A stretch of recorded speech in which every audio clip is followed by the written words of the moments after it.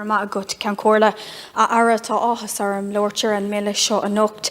And before I begin, I want to record my congratulations to Tipperary woman Roberta O'Brien, who has become the first woman in the history of the Naval Service to achieve the rank of Commander. So I do feel that certainly needs to be acknowledged here tonight. As I understand it, Roberta joined the Permanent Defence Forces in 1995 and was part of the first ever intake of female personnel into the Irish Navy, along with her classmate Orla Gallagher, who is now a Lieutenant Commander. It is great to see this development, and hopefully many more women will follow in the trail that she has blazed.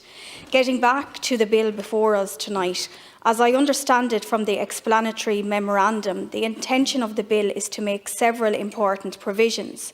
These including permitting the delegation by the Minister for Defence of a limited degree of control and authority over Defence Forces contingent deployed as part of an international force to the force commander of that particular force.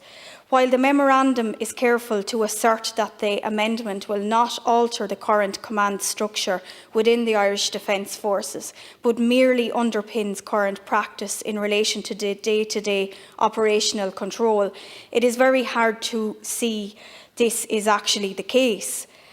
But I have to say that this does strike me as particularly a serious piece of legislation with respect to the delegation of ministerial powers.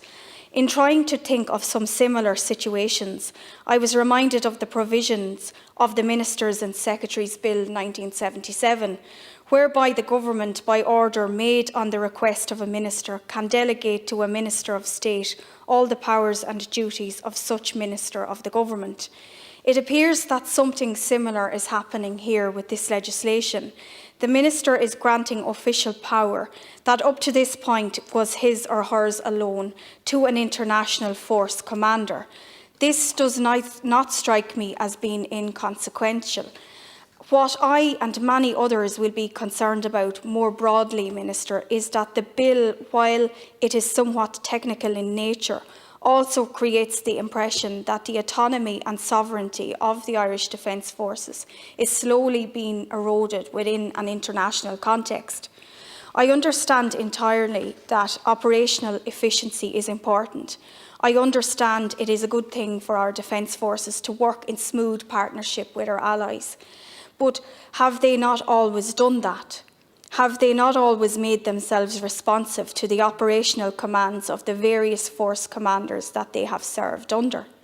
For example, Section 2 of the bill proposes that any delegation of operational control will provide that each member of the Defence Forces assigned to an international force, led by a force commander, shall comply with every lawful order issued to him or her by a member of the international force in his or her military chain of command. Is there a record of the Irish Defence Forces not submitting or complying with legitimate orders? What I am asking for, Minister, is for greater clarity to be provided on the problem that this bill seeks to address. If the Irish Defence Forces have been compliant, and there is no reason to think that they have not, then why is this bill necessary? Why are we embedding authority over our forces to an international force commander and delegating ministerial powers to achieve this? My own view is that when it comes to international participation, we have an honourable and distinguished history. How will this bill improve on that?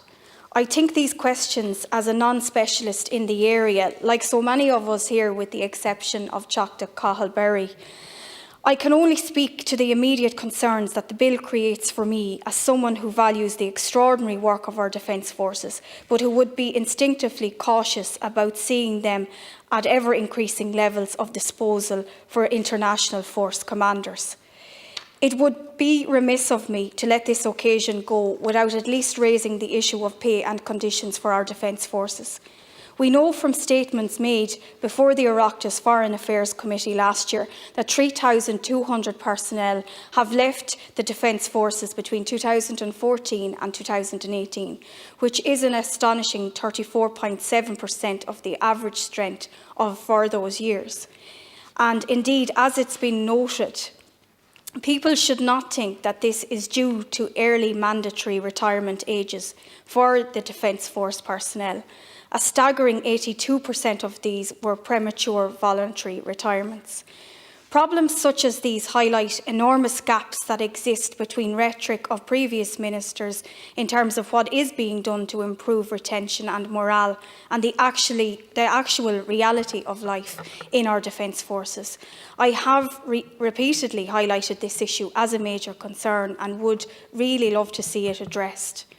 Indeed, we know that departures from the Irish Defence Forces rose sharply during the economic crisis, particularly from 2010 to 2012, and the 2012 reorganisation of the Defence Forces permanently lowered its strength to its current level. Now that we have officially re-entered recession, it is highly likely that existing retention problems will be deepened. I do accept, as the Oireachtas Budgetary Office has pointed out, that the strengthening of our Defence Forces high-level plan shows that Government is progressing the implementation of the Public Service Pay Commission's recommendations.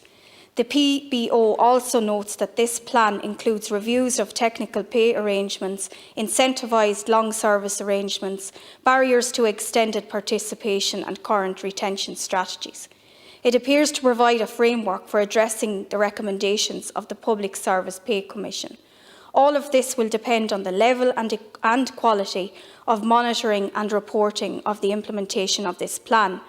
It is essential for the confidence and credibility of the plan that this happens, and it is something that I hope that the Minister can commit to progressing here tonight. Thank you very much.